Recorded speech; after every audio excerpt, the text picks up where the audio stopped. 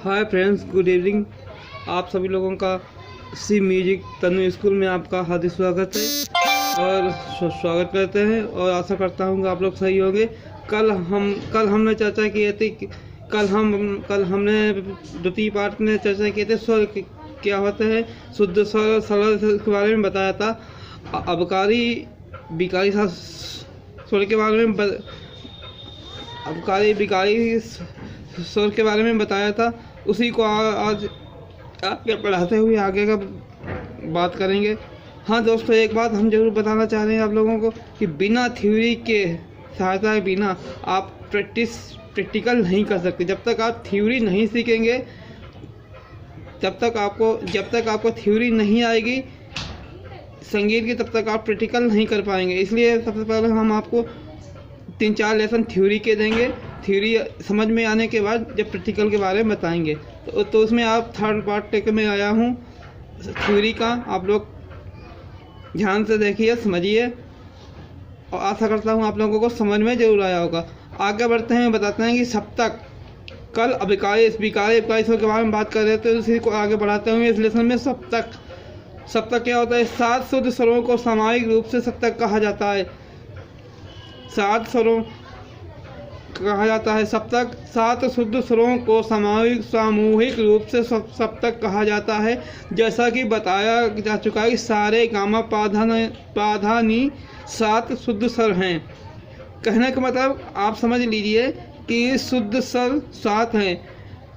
सारे गामा पाधा नी ये शुद्ध स्वर 7 हैं, शुद्ध स्वर हैं। इन्हीं को एक 7 संज्ञा सप्तक की संज्ञा दी गई। यानी कि कहने का मतलब है कि सारे गामा पाधा नीसा शुद्ध ये 7 स्वर हैं। इन्हीं 7 स्वरों को मिला के एक सप्तक तैयार किया गया है। इन्हीं को 7 स्वरों को एक साथ लेकर सप्तक की संज्ञा दी गई है। अब देखिए, फिर वही बात फिर से एक बार हम बात कर रहे हैं कि सप्तक कितने प्रकार के होते हैं। नंबर 1, सप्तक 3 प्रकार के होते हैं। नंबर 1 मंद सप्तक, नंबर 2 मध्य सप्तक, नंबर 3 तार सप्तक। अब मंद सप्तक क्या होता है। इस सप्तक में सारे गामा पाधा नी की ध्वनि से दोनों सप्तकों की तुलना में हल्की होती है। दोस्तों ध्यान से समझिएगा कि मंद सप्तक क्या होता है। इस सप्तक में सारे गामा पाधा नी सा की ध्वनि शेष दोनों मतलब जो मध्यम और जो तार सप्तक हैं, तो मध्यम और जो तार सप्तक, इन दोनों सप्तकों की तुलना में हल्की होती है। कहने का मतलब इस सारे गामा पाधा नी की ध्वनि दोनों सप्तकों की तुलना में हल्की होती है। इन ध्वनियों के अनुसार ही गायक को भी यह प्रयास अपना स्वर धीमा करना पड़ता है। जैसे आप बात कर लेते हैं, जब तक कोई भी गायक मंद सप्तक में गाना गा रहा है तो मंद सप्तक की आवाज़ हल्की होती है, तो उस गायक को अपना उस गले को मंद सप्तक से मिल जाए। इसलिए हल्का धीरे से गाना चाहिए ताकि उस मंद सप्तक में हल्का गला की आवाज़ मिल जाए। इसलिए अपने आवाज़ को हल्की करके थोड़ी मोटी करनी चाहिए ताकि हल्की धीरे, ताकि मंद सप्तक में उसकी आवाज़ गाने वाले की मिल जाए। तो नंबर 1 मंद सप्तक हो गया। नंबर 2 मध्य सप्तक।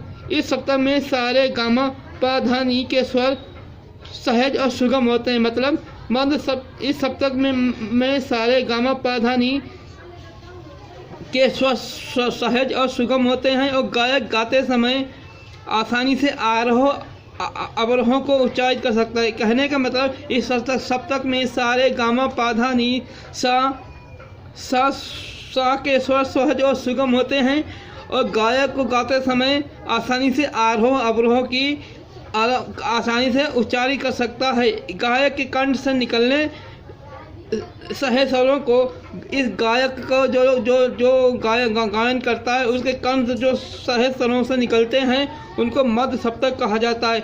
और खास बात यह है मध्य सप्तक को पहचान के लिए हम लोग कैसे पहचानेंगे कि ये मध्य सप्तक या तार सप्तक के सरगम में। दोस्तों समझ लीजिए, मध्य सप्तक के सरगम के नीचे कुछ नहीं लिखा होगा। और मध्य सप्तक के सरगम के नीचे बिंदी लिखी होगी है, बिंदी।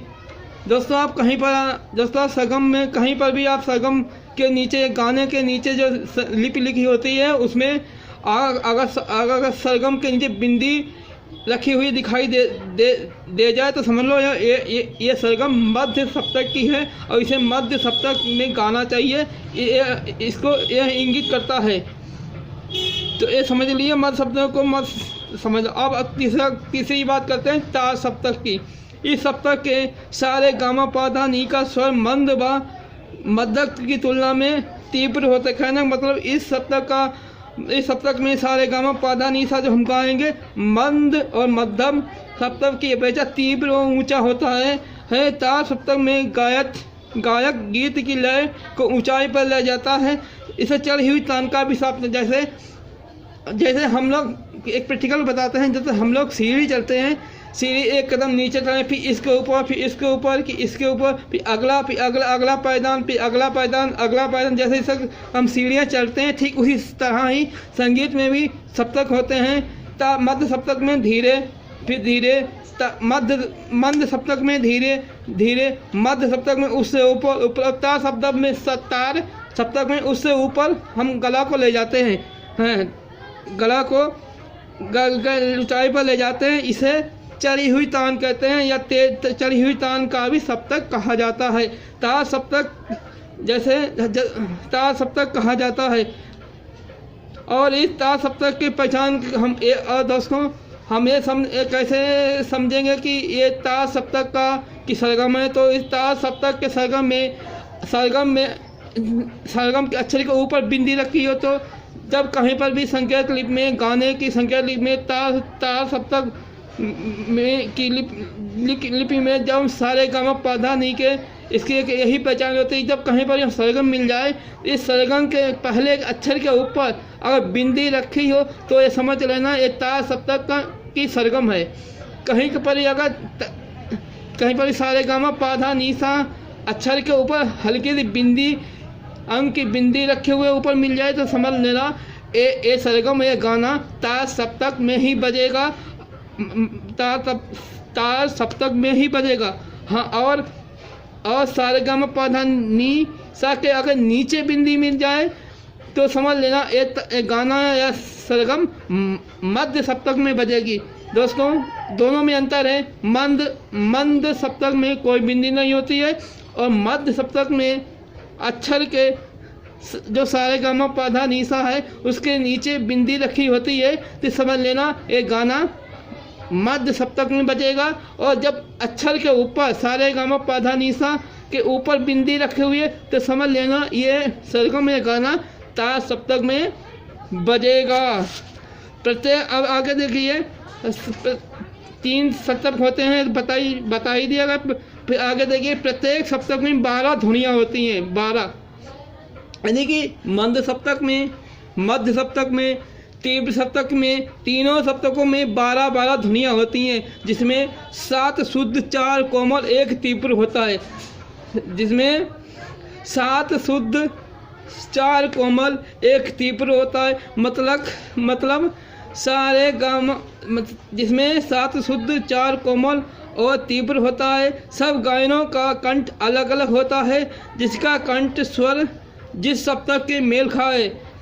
सब कहने का मतलब सब जो लोग गाना गाते हैं सबका कंठ अलग अलग होता है, और जिस कंठ स्वर जिस सप्तक के स्वरों से मेल खा जाए उसी पर गायन करना चाहिए। मध्य व तार सप्तम के सरगम के चिन्ह ऊपर दिए जा चुके हैं। कोमल सरगम के नीचे आड़ी रेखा रखी होती है, जैसे रेगा, धा आदि। जैसे हम कैसे पहचानेंगे कि ये अक्षर कोमल हैं, रेगा, धानी, कोमल कैसे पहचानेंगे? कोमल, ये याद रखिए कि हम कैसे पहचानेंगे कोमल स्वर कैसे होते हैं। कोमल स्वर के नीचे एक लाइन डैश के रूप में एक लाइन खींची होती है, उससे हम समझ लेंगे कि ये स्वर कोमल बजेंगे। कोमल स्वर के नीचे आड़ी रेखा होती है, जैसे रेगा, ध्वनि कोमल शब्द हैं और रेगा के नीचे अगर डैश के रूप में लाइन होगी तो समझ लेंगे रेगा कोमल बजेंगे।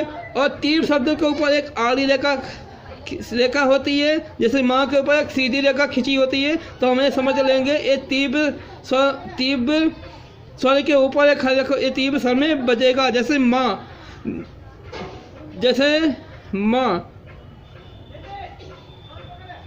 तो समझ लीजिएगा कि रेगा ध्वनि कोमल शब्द हैं और माँ शुद्ध है और सापा शुद्ध स्वर के ऊपर खड़ी रेखा, जैसे माँ। इसी प्रकार तीव्र स्वर के ऊपर एक खड़ी रेखा होती है। तो दोस्तों हम बता दें कि कोमल स्वर को हम कैसे पहचानेंगे। कोमल स्वर को हम इस तरह से पहचानेंगे कि अक्षर की सारे गम अक्षरों के नीचे एक डैश के रूप में लाइन होती है, उससे हम पहचान करेंगे कि अक्षर कोमल है। और तीव्र अक्षर कैसे हम पहचान करेंगे कि अक्षर के ऊपर सीधी रेखा खिंची होती है, अक्षर के ऊपर सीधी रेखा खिंची होती है, इससे हम पहचानेंगे कि ये अक्षर हमारी तीव्र में बजेगा। तो दोस्तों आज का थर्ड पार्ट यहीं पे हमने यहीं पे समाप्त करते हैं और आशा करता हूँ कि कि मेरा ये थर्ड पार्ट तीसरा पार्ट आपको पसंद आया होगा। और निवेदन करते हैं कि मेरे चैनल को ज़रूर से ज़रूर सब्सक्राइब करें और आशा करता हूँ कि आपको ये वीडियो अच्छा लगा होगा और लाइक या डिसलाइक ज़रूर करें और बेल आइकन की घंटी वाले बटन को ज़रूर दबाएं, जिससे मेरे चैनल को सब्सक्राइब करें और सब्सक्राइब करें, मेरे चैनल को अच्छे से सब्सक्राइब करें और लाल वाली घंटी के बेल आइकन का जरूर बटन दबाइए, जिससे मेरी वीडियो आपको तक पहुंचती रहें। आज का लेसन यहीं पर समाप्त करते हैं और अगला पार्ट जल्दी लेकर मैं आऊँगा। आगे की बात करेंगे। तो कल हमने स्वर के बारे में बताया था, आज हमने सप्तक के बारे में बताया है कि मध्य सप्तक मध्य तार सप्तम क्या होता है और मध्य सप्तक की सरगम को कैसे पहचानेंगे, मध्य सप्तक की सरगम को कैसे पहचानेंगे और तार सप्तक की सरगम को हम कैसे पहचानेंगे, ये जान लिया है। और प्रत्येक सप्तक में 12 ध्वनियाँ होती हैं, जिसमें 7 शुद्ध, ये सब इसके बारे में हम चर्चा की है। तो आज का लेसन यहीं पर विराम देते हैं और आशा करता हूँ आपको ये पसंद आया होगा और मेरे चैनल को सब्सक्राइब जरूर करें और डिसलाइक या लाइक जरूर करें और जल्द ही आशा